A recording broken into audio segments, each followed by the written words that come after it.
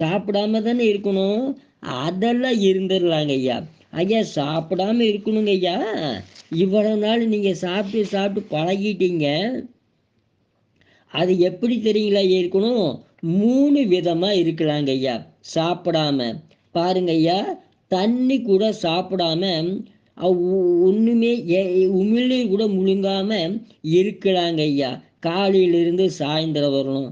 ஆ, தண்ணி கூட குடுக்காம இருக்க முடியுமா?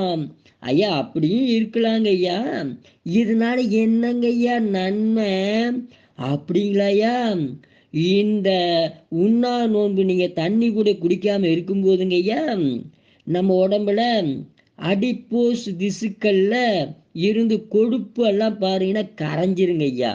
மூளை தனக்கு தேவையான குளுக்கோஸை எடுத்துக்குங்க ஐயா.